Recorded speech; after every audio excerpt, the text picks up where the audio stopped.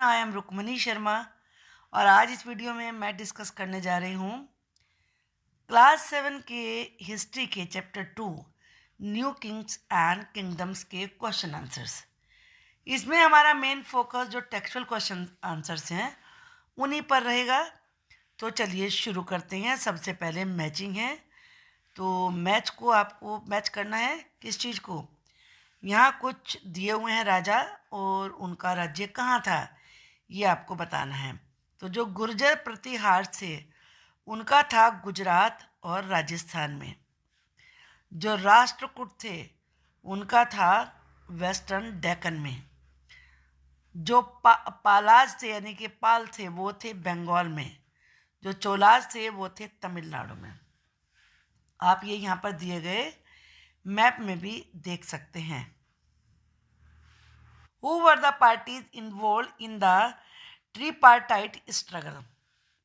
Three parties were involved in the tripartite struggle और वो कौन कौन थे? गुर्जर प्रतिहार, राष्ट्रकूट और पाल dynasties. What were the qualifications necessary to become a member of a committee of the Sabha in the Chola Empire?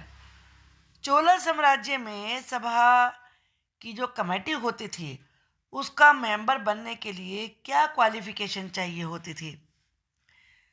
Number one should be the owner of the land from which land revenue is collected. कोई भी ऐसी land का honour मालिक होना चाहिए जिससे land revenue इकट्ठा किया जा रहा हो। One should have his own home, हर उसका आदमी का अपना घर होना चाहिए। या वन का मतलब एक नहीं है, यहाँ वन से मतलब है व्यक्ति, उस व्यक्ति का। One should be aged between 35 years to 70 years of age, और वो व्यक्ति 35 से लेके 70 ईयर्स की एज का होना चाहिए। One should have knowledge of the Vedas, उसे वेदों का ज्ञान होना चाहिए। One should be honest and well versed in administrative matters, उस व्यक्ति को ईमानदार होना चाहिए और जो भी शासन से संबंधित मैटर्स हैं उनमें वो एक्सपर्ट होना चाहिए। वेल वर्स का मतलब है expert. One should not have been a member of any committee in the last 3 years, और वह व्यक्ति पिछले 3 साल से किसी कमेटी का मेंबर और किसी कमेटी का मेंबर नहीं होना चाहिए। One should submit his accounts and also of relatives to contest the election. Election में अपनी हकदारी जमाने के लिए यानी कि इलेक्शन लड़ने के लिए उस व्यक्ति को अपना तो अकाउंट का डिटेल देना ही होगा, साथ में अपने रिलेटिव्स के डिटेल भी देने होंगे। Question number 4, what were the 2 major cities, major का मतलब होता है main, under the control of the Chahaman, Chahamans के अंडर में कौन से 2 बड़े शहर थे? ये थे Delhi and Ajmer were the 2 major cities that were under the control of the Chahmans. How did the Rashtrakutas become powerful? Rashtrakuta powerful कैसे हो गए? इनिशियली का मतलब होता है शुरुआत में। Rashtrakutas were subordinate to the Chalukyas of Karnataka, Rashtrakuta Karnataka के चालुक्यों के सबॉर्डिनेट थे यानी कि उनके नीचे थे, उनके कंट्रोल में थे। However in the mid 8th century, mid का मतलब बीच में, 8th सेंचुरी के बीच में राष्ट्रकूटा चीफ यह दांती दुर्गा, दांती पढ़िए पहले फिर दंती दुर्गा, डिफीटेड ही चालुक्य ओवरलोड। ओवरलोड का मतलब था राजाओं का राजा, जो अपने से ऊपर लोड था। राष्ट्रकूट चीफ दंती दुर्गा ने जो उसके चालुक्य राजा थे उससे ऊपर हेड थे उसके, उनको हरा दिया। एंड परफॉर्म द हिरण्य गर्भा, हिरण्य आधा पढ़िए यहाँ तक, हिरण्य गर्भा रिचुअल, और उन्होंने हिरण्य गर्भा यानी कि गोल्डन वूम, हिरण्य कहते हैं गोल्ड को और गर्भ कहते हैं वूम को, यानी कि गोल्डन वूम, ये रिचुअल किया। Establishing his right to rule, और इससे उन्होंने ये रिचुअल करके, रिचुअल का मतलब होता है कोई भी रीति रिवाज, कोई भी अनुष्ठान, जैसे हवन करते हैं, कोई यज्ञ करते हैं, उस तरह का रिचुअल करके अपने रूल करने के अधिकार को स्थापित किया। When this ritual was perform with the help of the Brahmans, जब ब्राह्मणों की हेल्प से ये रिचुअल किया गया, it was thought to lead to the rebirth of the sacrificer as a kshatriya. तो ये माना गया कि जो सेक्रीफाइस आहुति देने वाला है उसका पुनर्जन्म हुआ है क्षत्रिय के रूप में। Even if he was not one by birth, भले ही वो बर्थ से क्षत्रिय ना हो। 10, यहाँ पे याद रखेंगे कि क्षत्रिय ही लोग राज्य करते थे। 10 का मतलब इस प्रकार, द राष्ट्रकूट आज became powerful in India. Rashtrakuta India में पावरफुल बन गए through a mixture of military prowess. Prowess का मतलब होता है पावर, ताकत, अपनी मिलिट्री ताकत से, एंड रिचुअलिस्टिक एक्शंस, और अपने जो उन्होंने रिचुअल किया था हिरण्य गर्भा वैसे रिचुअल से। What did the new dynasties do to gain acceptance? Dynasty का मीनिंग बताया था मैंने, members of the same family. नए डायनेस्टी, नए परिवार, नए कुटुंब ने क्या किया, क्या करने के लिए, एक्सेप्टेंस पाने के लिए। In order to gain acceptance, स्वीकृति यानी कि उन्हें दूसरे लोग स्वीकार करें, पाने के लिए द न्यू, या इन ऑर्डर टू का मतलब होता है इन 3 वर्ड्स का लिए। The new dynasties made the following efforts. Efforts का मतलब होता है प्रयास। उन्होंने ये जो यहाँ पर नीचे लिखे जा रहे हैं ये वाले प्रयास किए।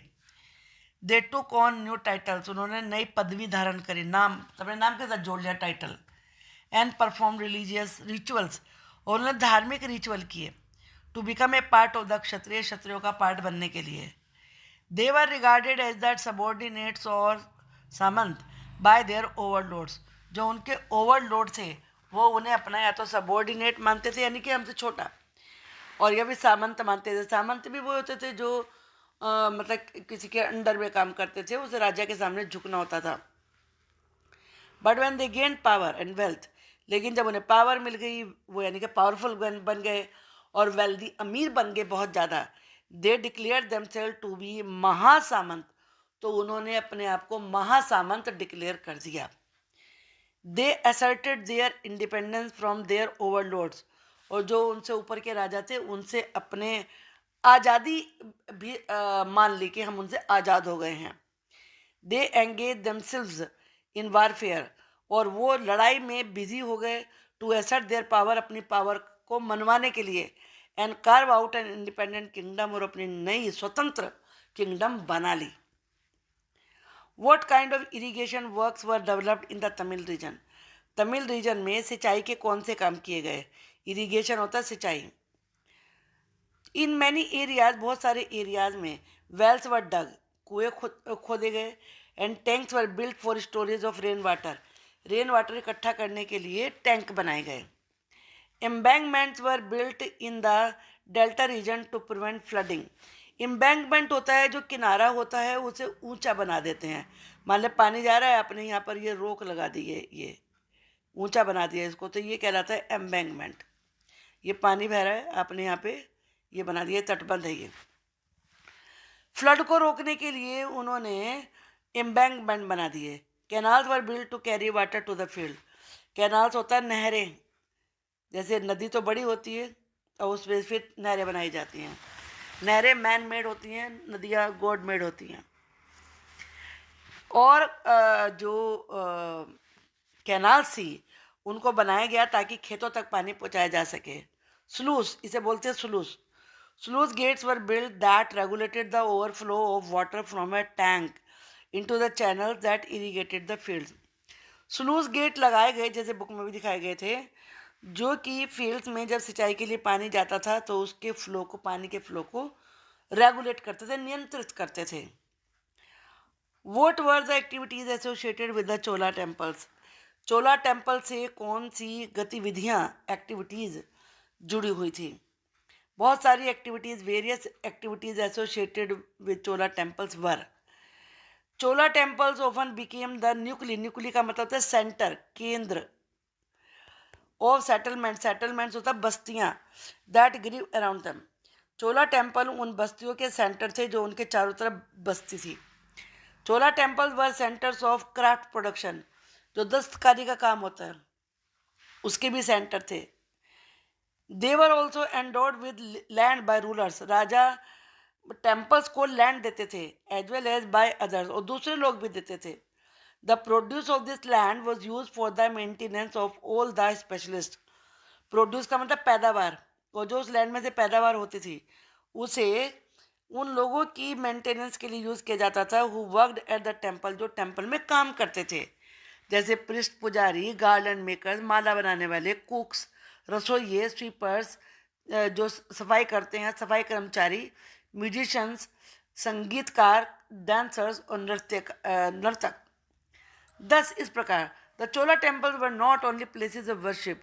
चोला टेम्पल केवल पूजा की ही जगह नहीं थे, but also the hub, hub का मतलब भी सेंटर होता है, of economic, social and culture life.